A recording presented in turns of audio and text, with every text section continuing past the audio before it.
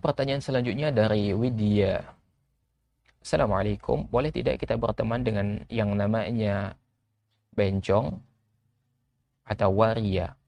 Dan begitu pun sebaliknya, perempuan merubah menjadi laki-laki. Baik, teman-teman sekalian, di dalam Islam ada sebuah anjuran atau perintah dari Nabi Shallallahu Alaihi Wasallam, di mana Nabi SAW mengumpamakan, ya, ketika seseorang itu berteman dengan orang yang soleh, dengan berteman dengan ahli maksiat. Nabi mengumpamakan seseorang yang berteman dengan orang soleh itu seperti berteman dengan penjual minyak wangi. Kita tidak bisa membeli minyak wanginya, tapi kita bisa mencium baunya. Bahkan baunya itu bisa melekat di baju kita. Artinya ketika kita ini berteman dengan orang yang soleh, maka kita akan mendapatkan percikan dari kesolehannya. Ya, minimal kita nih disebut juga orang baik ketika antum berteman dengan seorang ustadz. Minimal orang akan memandang antum ini sebagai orang yang alim juga, karena antum bergaulnya dengan ustadz. Ya. Kemudian Nabi SAW mengumpamakan seseorang yang berteman dengan ahli maksiat itu seperti berteman dengan pandai besi. Kalau tidak baju kita yang terbakar, ya minimal kita terkena baunya, terkena bau asapnya, sehingga kita ini bau asap. Ya. Maka begitu juga ketika kita ini berteman dengan ahli maksiat, maka masyarakat ini akan menilai kita sama seperti teman kita. Kita berteman dengan mencuri, maka kita besar kemungkinan akan dicap sebagai pencuri meskipun kita ini tidak mencuri. Ya. Minimal kita akan dicap sebagai teman pencuri. Itu masalahnya. Iya. Makanya ada sebuah pepatah Arab mengatakan, ya, as-sahibu sahibu, yang namanya sahabat itu bisa menarik, bisa mempengaruhi.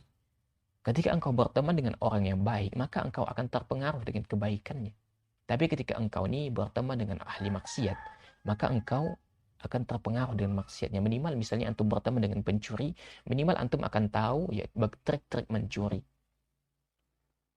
Ya, atau jika antum bertemu dengan orang soleh, maka minimal antum akan bisa mengambil manfaat dari kesolehannya, yang mengingatkan antum apabila antum ini terjatuh ke dalam kesalahan.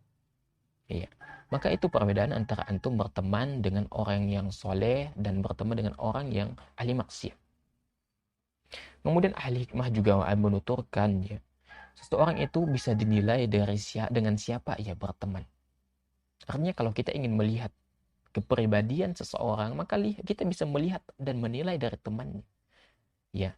Kemudian kita bawa kepada pertanyaan tadi. Berteman dengan waria, berteman dengan atau kebalikan waria, ya. Maka usahakan kita jangan berteman, jangan jadikan mereka sahabat kita. Jangan jadikan mereka teman kita. Karena kita harus mengingkari waria itu maksiat besar, itu laknat, ya. Itu mereka mendapatkan laknat dari Allah Subhanahu wa taala, ya. La'ana Nabi sallallahu mutasyabbihina minar rijali bin nisa wal mutasyabbihati minan nisa bil rijal.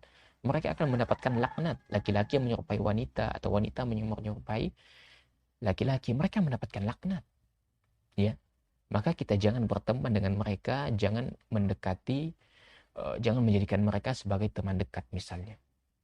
Tapi kalau misalnya seperti yang kita temukan seperti di daerah Ana, ya, banyak sekali waria yang berprofesi sebagai tukang pangkas rambut, ya, bekerja di salon, maka hukumnya adalah boleh-boleh saja memanfaatkan jasa mereka, ya. Tapi kalau berteman dengan mereka, menjadikan mereka teman akrab kita, ya, maka itu tidak boleh. Dan kita boleh mendekati mereka dengan tujuan mendakwahi mereka agar mereka bertobat dari perbuatan yang mereka lakukan. Tapi kalau mendekati mereka hanya sekedar ingin menjadikan mereka teman ngobrol, sahabat, teman curhat, maka ini tidak boleh. Iya. Wallahu a'lam bishawab.